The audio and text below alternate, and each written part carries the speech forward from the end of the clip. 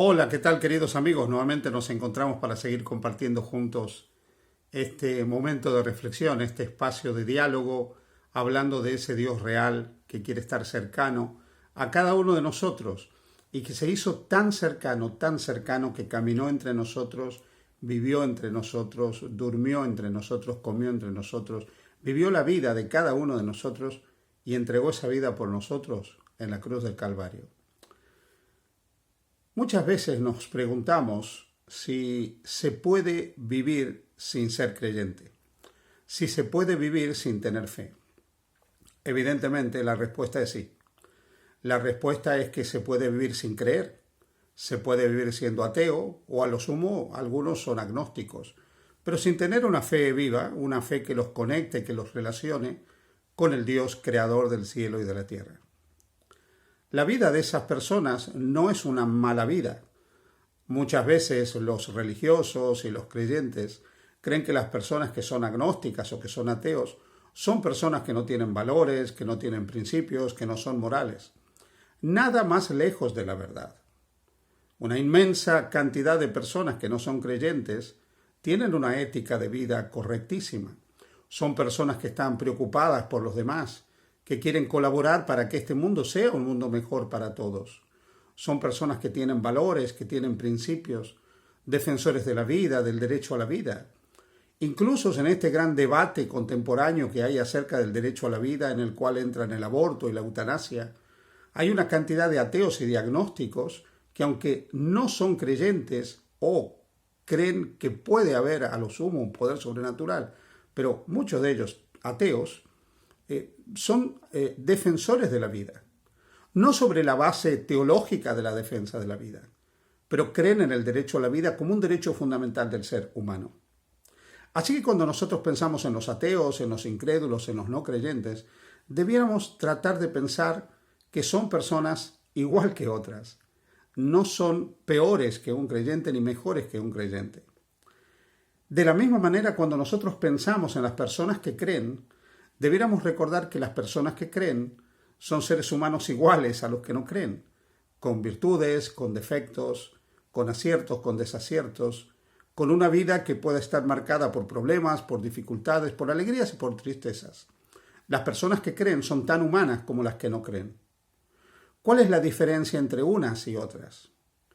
Que unos desarrollan una cosmovisión desde su incredulidad, una cosmovisión atea, mientras que los creyentes desarrollan una cosmovisión basada en la fe en que hay un Dios, creador del cielo y de la tierra, y que ese Dios que es trascendente ha querido comunicarse con el ser humano y lo ha hecho de muchas maneras a lo largo de la historia por medio de mensajeros llamados profetas. Esos mensajes de Dios han sido inscripturados por estos mensajeros en lo que nosotros conocemos como la Biblia. Pero por encima de todas las formas o intentos de Dios de comunicarse con el ser humano y de hacerse cercano al ser humano, la gran aseveración de la fe cristiana es que Dios se ha comunicado directamente con el ser humano. A diferencia del judaísmo, a diferencia del islam o de otras religiones llamadas reveladas, nosotros creemos que Dios vivió entre los hombres, que Dios se hizo hombre, que Dios vino a morar la vida de los seres humanos de este lado de la eternidad. Y eso lleva a que creamos en un Dios no solo trascendente, sino también en un Dios personal, y además de personal, cercano, tremendamente cercano y tremendamente preocupado por la realidad humana. Y cuando nos preguntamos en el propósito de esa encarnación de Dios para vivir entre los hombres, la respuesta es que Dios quiere salvarnos a través de la entrega de su vida. La encarnación finalmente tiene el propósito de restaurar las relaciones rotas entre Dios y el hombre, de volver a crear un puente que no se vuelva a romper entre el cielo y la tierra y el cielo, de volver a unir lo que el pecado separó, de terminar con el conflicto que la transgresión del hombre creó, y de finalmente erradicar el poder del autor del mal, del dolor y del sufrimiento por medio de la finalización del conflicto en la segunda venida de Jesús. Así que finalmente la encarnación tiene el propósito de salvarnos.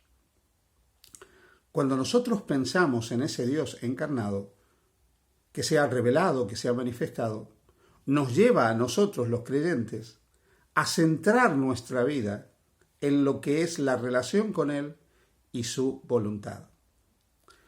A diferencia de los ateos, los creyentes pensamos, elegimos, decidimos y obramos, buscando siempre que Dios nos asesore, buscando siempre que Dios nos guíe. Es cierto que muchas veces, a pesar de que buscamos la dirección divina, terminamos haciendo lo que nosotros queremos. Y es muy cierto también que a veces no terminamos de entender completamente cómo nos dirige Dios. Pero eso no anula nuestra fe, porque nuestra fe finalmente se basa en muchas evidencias. Primero, todas las evidencias de la inspiración del libro sagrado.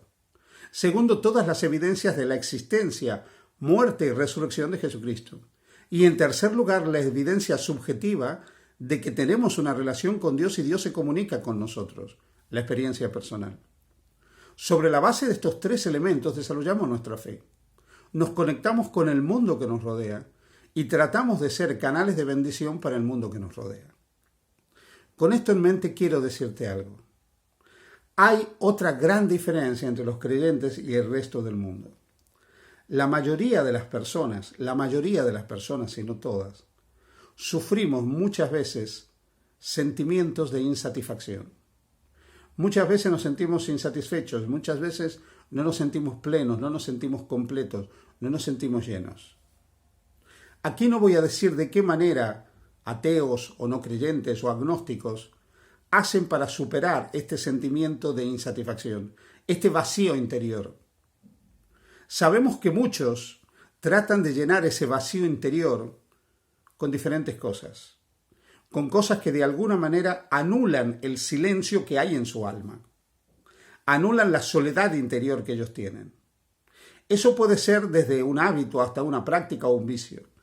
Puede ser el alcohol, puede ser las drogas, puede ser el tabaco, puede ser el sexo, puede ser el dinero, puede ser el trabajo, puede ser el amor, puede ser incluso una filosofía de vida.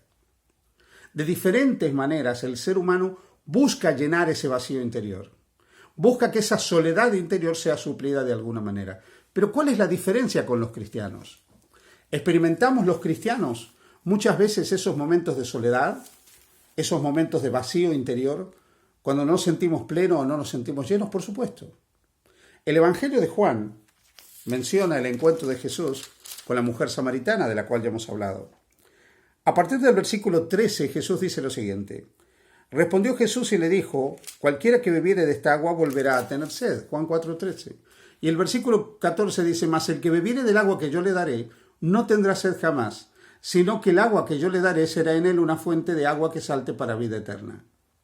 La mujer le dijo, Señor, dame esa agua, para que no tenga yo sed, ni venga aquí a sacarla.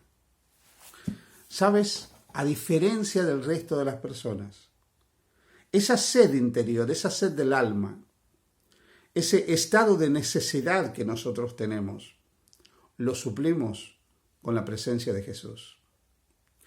Y cuando Jesús llega a nuestra vida, Él llena ese vacío. Él suple ese vacío. Y lo llena de una manera real, de una manera auténtica. Porque Jesús sacia la sed interior. Hace que esa sed del alma sea suplida. Con su presencia, Él que es el agua de vida, el agua que da vida, suple nuestras necesidades. Sin agua, sin líquido, más tarde o más temprano una persona muere. Hidratarse es vital para la existencia. Si nosotros no recibimos el agua de vida que es Jesús, no viviremos una vida plena, no viviremos una vida abundante y lo que es peor, viviremos constantemente insatisfechos. Pero cuando nosotros dejamos que Jesús, el agua de vida, venga a nosotros, no hay más sed, porque Él sacia la sed del alma. Y todos esos vacíos interiores que hay en cada uno de nosotros son llenados por la presencia de Jesús. Los cristianos no somos mejores que los ateos. No hacemos más cosas buenas que muchos ateos. No somos un colectivo más extraordinario que el de muchos ateos o agnósticos que hay por este mundo, preocupados por los demás y por la sociedad. La gran diferencia entre un ateo y un creyente es que el creyente ha elegido llenar su vida con Jesús y dejar que ese Jesús que mora en él le muestre el camino por el que debe andar. Y cuando el creyente se equivoca, va a Jesús en busca de perdón y en busca de restauración. Y lo que es todavía más extraordinario de cuando uno cree en Jesús y permite la morada de Cristo en su vida, aceptándolo como Señor y Salvador personal, es que esta vida efímera y transitoria que termina biológicamente con la muerte, se transforma en un proyecto que se llama eternidad. Porque Jesús, que ha derrotado la muerte a través de su muerte y resurrección, nos da la vida eterna a todos aquellos que hemos creído en Él. Se puede ser una excelente persona y se puede ser incluso una bendición para la humanidad siendo ateo, pero no se puede tener vida abundante y recibir la vida eterna a menos que se crea en Jesucristo. Por eso en este día te invito a abrir la puerta de tu corazón a Jesús. Dios te bendiga. Feliz día junto a Jesús.